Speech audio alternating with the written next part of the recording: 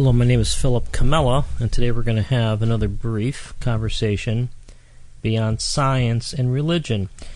Now, 2 shows ago, I played an excerpt from an interview I did with Professor Richard Conn Henry a couple years ago about his article, The Mental Universe, and he said something on that show that I thought was very telling, which is after describing quantum theory and how his belief that we are sure of 2 things. We're sure that the world does not consist of particles, and we are sure the world does not consist of waves. He said we're sure of one thing only, and that is the world consists of observations.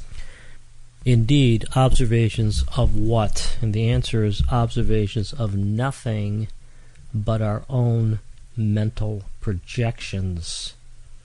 So we are a layered dream. We are a physical being riding on the crest of an imagined world.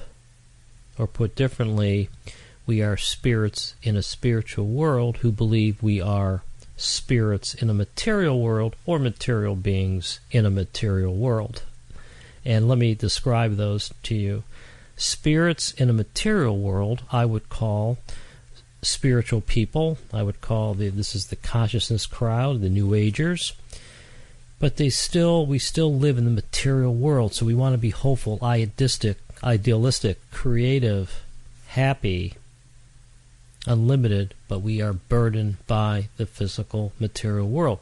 Materialists in a material world, which maybe includes Madonna, would be people who, modern scientists essentially, who believe that they are doomed, mortal creatures, doomed to fade away into the dust, and that would include most people living. There's only a few people that are spirits in a material world.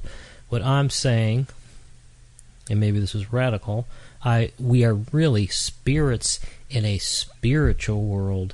The world is real to us, which is why the materialists believe the world is so real, because they are fooled by the reality of the world, and they believe it exists as it appears.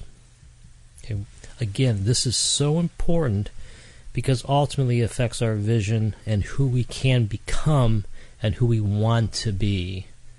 Because if we think we're only physical beings, then our dreams, our visions, our goals are limited by that prison. Very much like a child raised in a disadvantaged community who believes they can never move out. They are limited to the ghetto. And what I'm saying is that the vision is unlimited, very much like the dream of America. You can be whoever you want to be if you put the energy into it. I'm saying we can be whoever we want to be if we put the energy into it. You've been listening to Conversations Beyond Science and Religion with Philip Meriton. To find out more about Philip and his new book, The Heaven at the End of Science, visit heavenattheendofscience.com.